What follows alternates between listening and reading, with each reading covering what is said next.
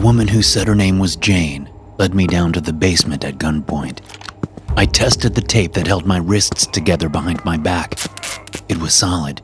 No chance of me slipping out. The cabin's basement was an unfinished space with bare concrete floors, tool shelves, and plastic storage crates filled with random odds and ends. Sophie, the love of my life, was taped to a chair in the middle of the floor. Her face was swollen and bloody. I bit back the urge to scream out in anger at what they'd done to her.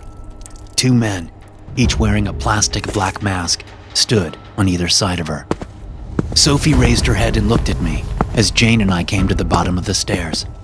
I stared at her, emotions stirring inside me. "Tell him what you were going to do," Jane said to Sophie. "Baby, please, help me." Sophie said. "I don't know these people. They're..." A faint thump came from upstairs. Everyone but Sophie looked up at the ceiling. "What the hell was that?" Jane asked. "I'll go see," one of the masked men said, pulling a pistol out of his waistband. I was still standing at the stairs, and as the guy came toward me, he pointed his gun at my face. "Move." I did as I was told, stepping toward the basement's lone workbench and turning so my bound hands were near it. I'd spotted a box cutter sitting on the bench's surface amid other tools. Jane and the other masked man watched their partner head up the stairs, clearly on edge. They didn't know what had caused the noise, but I had a pretty good idea. And if I was right, I had to get my hands free quickly. I eased back, feeling for the box cutter with my hands. The man exited the basement door, closing it behind him. My fingers closed on the cutter. I picked it carefully off the bench. Sophie glanced at me. Then she turned her head and looked up the stairs.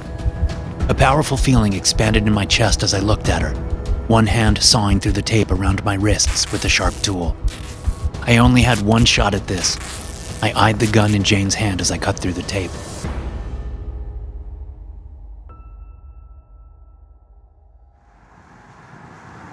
I looked at her as she drove, thinking that this feeling would never fade. The thick cloud cover did nothing to dampen her beauty. Her skin maintained a healthy glow in the poor daylight, her left arm outstretched to the steering wheel, fine hairs so delicate on her toned and slender appendage. Her right arm sat on the center console, fingers intertwined with mine. Her perfectly manicured dark hair was tucked behind her right ear, but not her left, as if she'd done it on purpose so I could see her beautiful face clearly. Her lips tilted slightly up at the sides, her unblemished skin not even showing the barest hint of wrinkles, so unlike other women her age. But I wouldn't have cared if she'd aged 10 years overnight. The love I felt for her was so strong, so big, that I didn't think anything so trifling as aging would dampen it one iota. Yes, the attraction was unmistakable.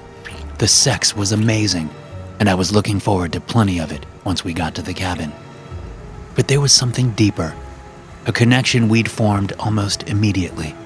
Kindred spirits, two halves of a whole. Sophie turned to look at me, green eyes the color of sun-splashed, stained glass. "What?" she asked with a smile. I returned the gesture and shook my head. "Nothing. Don't mind the staring. For some reason, I can't take my eyes off of you." "I guess it's a good thing you're not driving," she said, squeezing my hand. "Definitely. We wouldn't have made it out of the city without crashing." She laughed and turned her attention back to the road. I dragged my eyes from her face, not wanting to freak her out, and looked out at the two-lane road cutting a valley through the pine trees.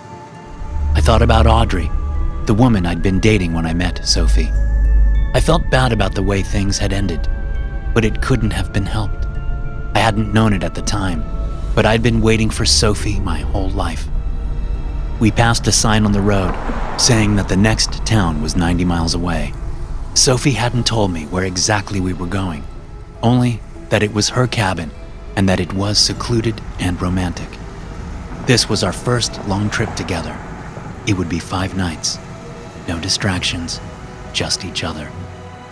In past relationships, I'd felt that the first long trip together was a test of sorts, to see if we could really stand being in such close proximity for days at a time. This time, I felt no such thing. I was absolutely confident that Sophie and I would get along brilliantly. And even if one of us did something the other didn't particularly care for, we would make a joke out of it or work through it in the easy way we had with each other. As I glanced back at her, admiring her cleavage in the low-cut blouse shirt and the curve of her toned thighs in her tight jeans, I saw her look up into the rearview mirror. There was a brief glimpse of worry on her face. I turned in my seat and looked out the back window, over our luggage and supplies. There was a vehicle way back on the road, headlights on against the cloudy afternoon. It wasn't the busiest road, but it also wasn't deserted, so it wasn't odd to see a car behind us. What is it? I asked her. Did you see something back there? Huh? What do you mean? I just thought you looked worried for a second there. Sophie smiled. Worried? No. Why would I be worried? I shrugged and faced forward again. So how much further do we have to go? Why? Need to use the bathroom? No, I said. I'm just wondering how long it'll be before I can get you undressed again. This time, Sophie grinned, showing her brilliant white teeth. Keep it in your pants. We're almost there. The two-story cabin sat at the end of a mile-long driveway. It wasn't old, but it also didn't look new. Still, it was well cared for, with large front windows, a wraparound porch, and a rustic yet modern look. Sophie and I hadn't really discussed money, but I got the impression that she was just as wealthy as me, if not more so. The Range Rover we were in was this year's model, and the fact that we seemed to run in similar circles was also indicative of similar social standing. I knew she worked as an art dealer, but I got the impression that it was more of a hobby than a pay-the-bills job. For my part, I'd made a few $100 million several years earlier when I sold my web services company to Amazon, which they integrated into their own. I still had fingers in many pies, but not so many that I couldn't take 5 days off at a moment's notice to spend time with the woman I loved. It was one of the things I liked about Sophie. She was adventurous. She'd suggested the trip this morning as we were in bed. I took some convincing, but not much. I'd follow her anywhere. Sophie parked the SUV outside the cabin and turned off the engine. It's no mansion, but I love it, she said. It's great, I said, and I meant it. Sure, I was a multi-millionaire, but I'd come from a working-class family that would have been lucky to own a ramshackle cabin, much less one like this. Of course, one of the first things I did when I made some real money was buy a house for my parents. But that didn't mean I forgot where I'd come from. It was a part of me, and always would be. I started unloading the vehicle while Sophie got the door unlocked. I was pulling the cooler out to take it inside. I heard something off in the woods, back along the driveway. It sounded like a branch snapping. I peered into the tall pine trees, looking for a deer or an elk, but I saw nothing. "What are you looking at?" Sophie asked from the porch. "Nothing," I said. "Thought I heard a deer or something." I hefted the cooler up and brought it inside, passing Sophie as she headed to grab some supplies. Turning sideways to fit the cooler through the front door, I glanced back at Sophie. She was staring off into the woods. I moved inside and put the cooler down in the kitchen. When I got back to the front door, Sophie was still staring at the woods. As I stepped onto the porch, the sound of my footsteps seemed to snap her out of it. She grabbed a couple of bags and brought them inside. When we were all unpacked, she gave me the tour. The entire interior of the cabin featured exposed wood walls and beams, along with wood floors covered in some areas with large rugs in muted colors. There was leather furniture in the living room, a flat-screen television above the large fireplace, and a spacious kitchen with an island and modern appliances. The stairwell was made of exposed wood with a stretch of maroon carpet on each stair. The 3 bedrooms were all nice, decorated with quaint paintings of wildlife. The beds had blankets with little trees on them. It wasn't exactly what I had expected from Sophie, but I figured maybe she hadn't done the decorating herself. Maybe she'd hired someone to do it. That's not to say I didn't like it. I did. It just didn't seem to fit the mental picture I'd formed when she told me she had a cabin. But that in itself was exciting. I was learning more about her. We finished the tour in the master bedroom. More specifically, we ended it in the bed with our clothes off. When we were done, it was getting dark outside, and we were both hungry from our mutual activity. I offered to make dinner, and Sophie agreed to let me, saying she was going to shower. I pulled my clothes back on and went back downstairs to unload the cooler and the other supplies so I could get dinner ready. That's when I found the front door wide open. Peering around, I couldn't help but feel a sickening jolt of fear. I remembered closing the door myself when we finished unloading the Range Rover. I saw nothing amiss downstairs as I headed toward the door, thinking maybe the latch was faulty and you had to lock it to keep it closed. I was pretty sure I hadn't locked the deadbolt after I closed the door earlier. Stepping out onto the porch, I peered out into the woods. The wind had kicked up and was stirring the branches. The last remnants of daylight intensified the shadows under the trees into pools of near impenetrable darkness. A woman suddenly stepped from around the corner of the cabin to my left. She was on the porch, not far from me. I made a frightened sound and stepped back toward the door. "Wait," the woman said, putting her hands up to show she wasn't a threat. "Just wait, I need to talk to you." She wore dark-colored exercise gear and had her pale hair secured in a bob.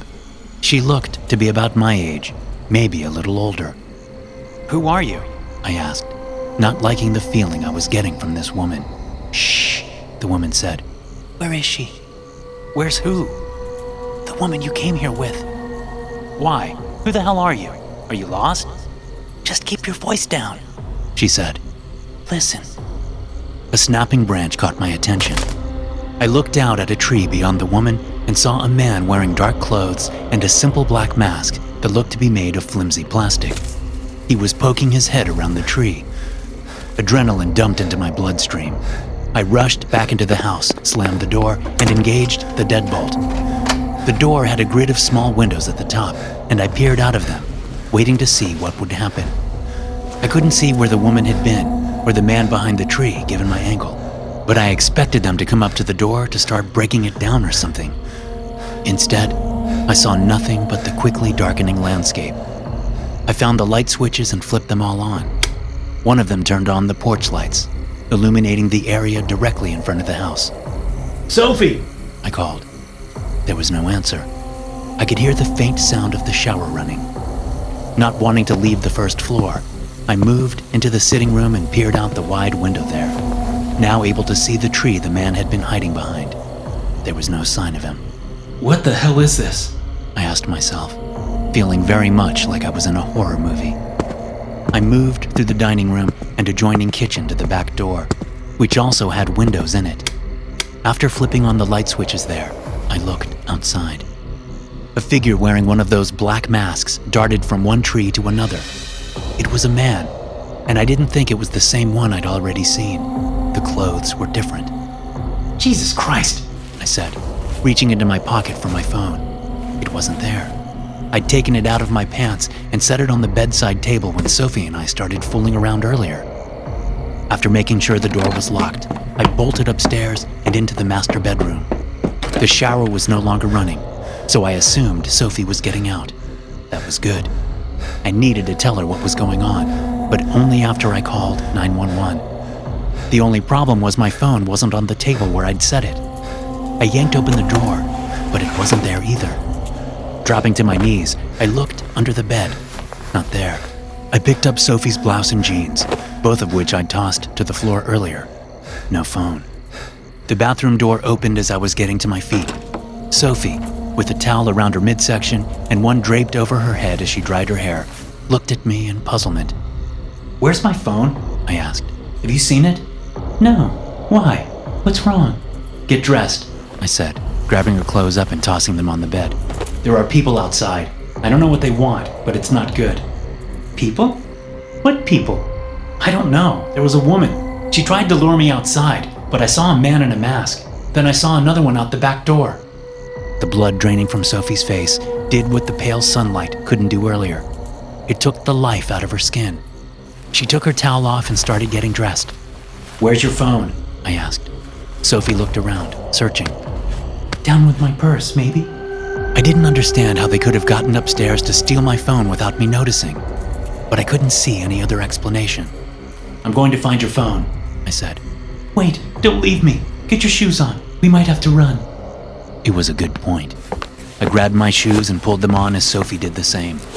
Just as I was finishing tying my shoes, there was a loud thump from downstairs. Then another. The third violent noise was the crash of glass shattering. Sophie and I looked at each other, terror mounting. "Do you have any weapons here?" I asked. "A gun?" "Down in the basement," she said. "There's a pistol." She hadn't shown me the basement. She hadn't even mentioned it. Not that it mattered.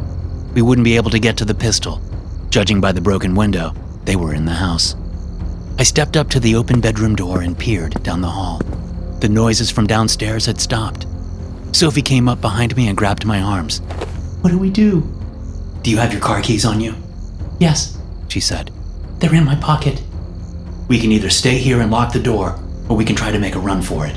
But we don't have a phone up here, so we know help won't be coming." "What if they're coming upstairs?" "Maybe they're just robbing the place. Maybe they'll leave," I said. "I don't think they'll leave," Sophie said. We both stared down the hall, waiting for someone to come up the stairs. No one did. The better part of a minute ticked by, and nothing happened. There was no more noise from downstairs. "Let's just go look," I said. "We know they aren't upstairs. I would have seen them come down the hall. Maybe they left." Sophie didn't say anything. I moved over to one of the bedside tables and grabbed the tabletop lamp, unplugging it and wrapping the cord around its base. Then I unscrewed the light bulb and took the shade off so I could use the base as a weapon if the need arose. "Okay, come on," I said. Sophie hung onto my shoulders, keeping behind me as we moved down the hall. The staircase was on the right, so I stopped at the corner and peered around. There was no one on the stairs, and no one in what little I could see of the downstairs area. The front door stood open once again. "I think they left," I whispered. "Let's go."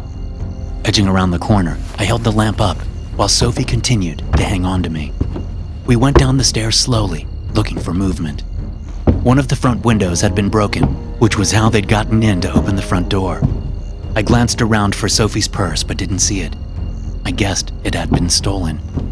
As we got to the bottom of the stairs, I paused. "Get the keys out.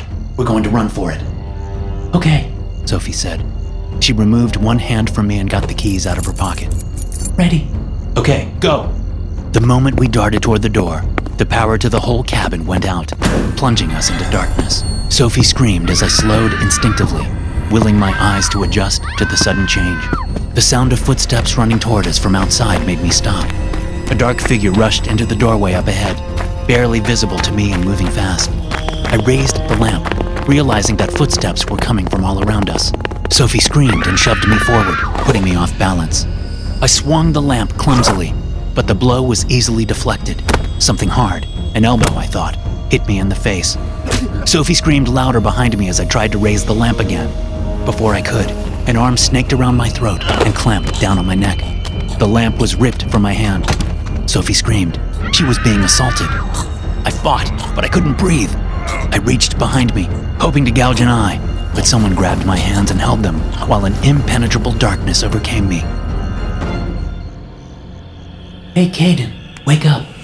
Someone grabbed my face and shook it, the pain on the left side of my face, where I'd been elbowed, helping bring me back around. "Wake up, Caden," the voice said. It was a woman's voice. I opened my eyes and looked up at the face of the woman I'd seen outside on the porch earlier. She stood next to the couch in the cabin's living room, where I lay. The lights were back on, and it was still night outside. I didn't think much time had passed. My hands were bound behind me, and my ankles were taped together. I tried to sit up, but the woman pushed me back down with a gloved hand. "Stay down." "Where's Sophie?" I asked, looking around. "She's downstairs with my friends," the woman said. "What the hell are you doing to her?" "Listen, just relax. She's alive, okay? But it's her I want to talk to you about. You don't know anything about her. What you do know is a lie, okay? Her name's not even Sophie. This isn't even her cabin. It's a rental." I I peered up at the woman. She looked uncomfortable and stressed. She had bags under her eyes. "Who are you? Why are you doing this?" She sighed and stepped over to a nearby armchair, then sat on the edge of the seat. "You can call me Jane. That's not my real name, obviously, but that's all you're getting. What is this about? Are you trying to ransom us?" Jane shook her head sadly. "No, we're not trying to ransom you. I want to show you something." Jane pulled her phone out and swiped around until she found what she was looking for. Leaning forward, she flipped her phone around and extended it out toward me. On the screen was a photo of a dead man. He was bound in tape and bloated from being in water. It was hard to tell his age, given the decomposition and bloating, but I guessed mid-40s. "What the hell is this? I don't know who that is." Jane flipped to the next picture, which was of another dead man in a similar state. This one was older than the first, with graying hair. "Am I supposed to know them?" "No, you're not. But the woman you know as Sophie certainly did. She's the one who killed them." I smiled grimly. "Bullshit." "Let me guess," Jane said. "You happened to meet Sophie at a party, or a bar or restaurant you frequent, right? Maybe she made eyes at you until you approached her, or maybe an acquaintance introduced you. She didn't seem interested at first, but you certainly were. I mean, how could you not be? That body, right? That face? What straight man wouldn't want her attention? After that, things moved fast, didn't they? Lots of time alone with each other, but not a whole lot of time around other people. People you know, anyway. Am I close?" I said nothing. I knew where she was going with this, but she was wrong. "Maybe you wanted to take pictures, to post on social media, to show the world how happy you were with her, right? But she made some excuse. Something about not wanting the magic of it polluted by social media. Or about a jealous ex who would freak out if he saw pictures of her with another guy." The thing about social media hit home. Sophie had said something to that effect when I talked about announcing our relationship to my friends and family on Instagram. Jane showed me the first picture again. "You see him? That's my ex-husband. He met someone who looked just like Sophie, only her name was Melanie. And when he went on a trip with her, just the two of them, he went missing. So did Melanie, as it happens. But that wasn't the only thing that went missing. So did several $100,000 of his dollars, used to buy Bitcoin, which was then transferred so many times to so many different wallets that we couldn't track where it all went. But it isn't hard to guess." "How do you know it's the same woman? How do you know it's Sophie?" I asked, still not believing. "I know. Believe me, I know. I've been working for 2 years to find her because the police are useless. It's her." "Prove it," I said. Jane studied me for a long moment. "I'm going to free your legs, but I'm going to have a gun on you as we walk upstairs so I can show you something, okay? If you make a move, I will shoot you. I don't want to. You're innocent in all this. But I will do it if I think you're going to do something stupid. Do you understand?" "Yes," I said. "I understand." Jane got up and put her phone away. Then she pulled a pistol out of her back waistband, followed by a pocket knife out of her left front pocket. She cut the tape around my legs and then stepped back, putting the knife away with one hand while keeping the gun on me. I led the way upstairs, Jane following behind, maintaining enough distance that I wouldn't be able to kick her or throw myself at her easily. "Master bedroom," she said when we reached the top of the stairs. I went that way. She told me to stand on one side of the bed. I did as she said, and she moved to the other side, Sophie's side. Keeping the gun on me, she crouched and stuck her hand under the mattress. When she pulled it out, she was holding a phone. My phone. "You couldn't find your phone when you came back up here, right?" Jane asked. "How do you know that?" "Because she told us. She told us she'd taken your phone and hid it while you went down to make dinner. She came out of the bathroom and hid your phone. Why would she do something like that?" "How do I know you didn't do that?" I asked. "Do you really think one of us could have gotten up the stairs and back down again without you noticing? You weren't downstairs for 30 seconds before you noticed the door, right?" She had a point, but I wasn't about to admit it. I didn't want to believe her. "If one of my partners hadn't spooked you, I could have convinced you to come out," she said. "At least, that was the hope. I didn't want things to go the way they did. I didn't want you to get hurt. But here we are, and I need you to believe me. Do you believe me? I looked at the phone in her hand. Why don't you call the police? I asked. If you know it's her, why don't you call the police right now and have them take care of her? Because there's no solid evidence, she said. No physical evidence to tie her to the murders. She's careful. She's been doing this for years. If she's been doing it for years, wouldn't she be rich now? Why would she keep risking it? Jane looked at me like I was dumb. It's not just about the money. She's a serial killer, Caden. The money is just a bonus. She leaves the country and goes God knows where after each murder, waiting for the heat to die down before she comes back and does it again. You said she admitted she took my phone? I asked. That's right. Okay, take me down to see her. I want to talk to her. I don't think that's a good idea.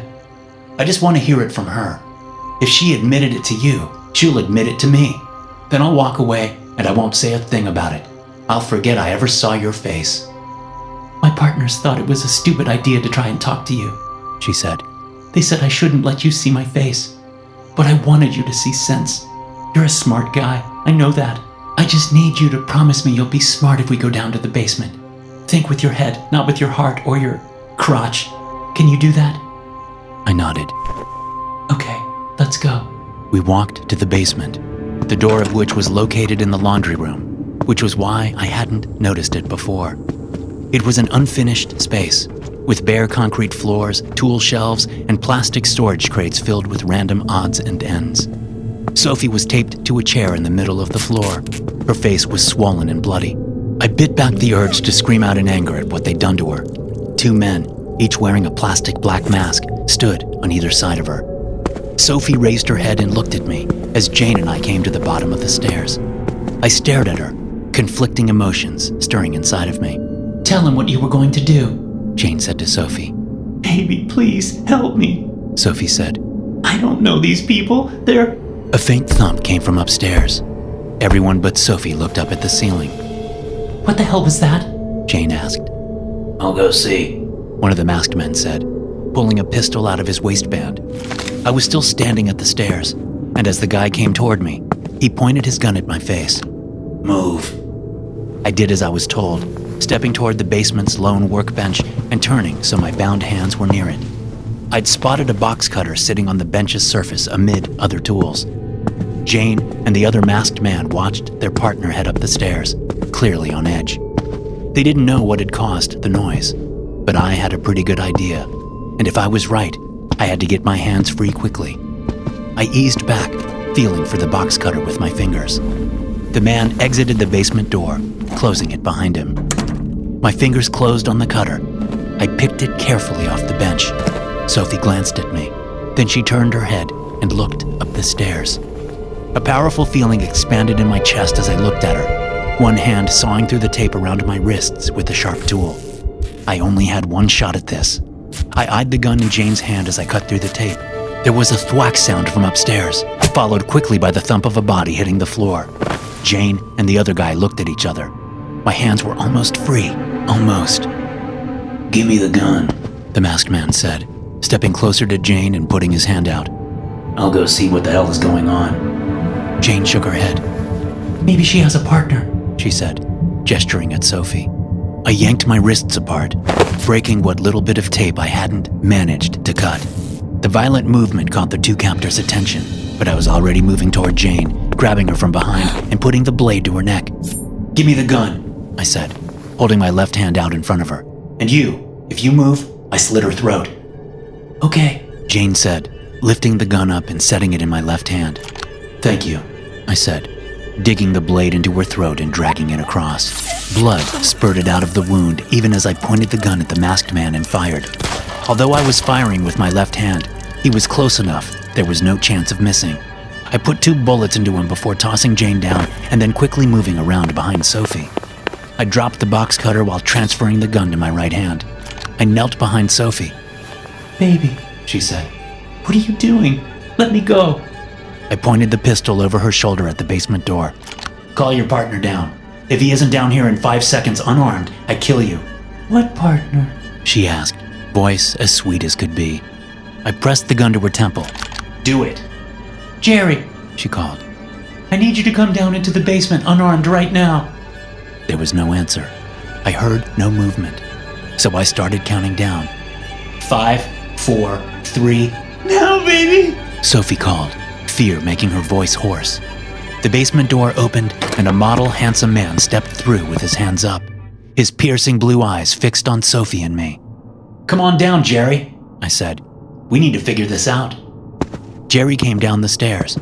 Just don't hurt her, he said, stopping at the foot of the stairs. Please, we'll give you what... I shot Jerry in the face twice. He collapsed in a heap. Sophie screamed and started crying, rocking in the chair. I stood up and hustled up the stairs, trying not to step in any of Jerry's brains. When I found the other masked man, I saw that his skull had been cracked. I wasn't sure what Jerry had used to do the cracking, but it didn't really matter. I just wanted to make sure he was dead, and he was. I went back down to the basement. Sophie was still bawling, staring at her dead lover. Kneeling in front of her, I put my hand to her face. I couldn't let them take you away from me. I couldn't let that happen. We're meant to be together, Sophie.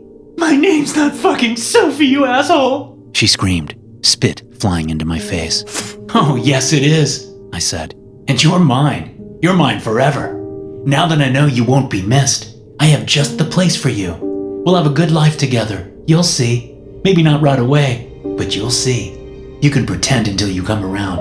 You're good at pretending. I looked around at the 3 dead bodies. This was a mess I would have to clean up, but it could be done with a well-placed phone call. It's amazing what you can get accomplished with a few $1 million in the right hands. It would be money well spent if I could spend my life with Sophie. If I could guarantee she'd never leave me, never betray me again. I looked back at the love of my life. Sophie cried. I smiled. Thanks for listening. If you enjoy these stories, be sure to subscribe to the podcast and check out some more of my episodes here.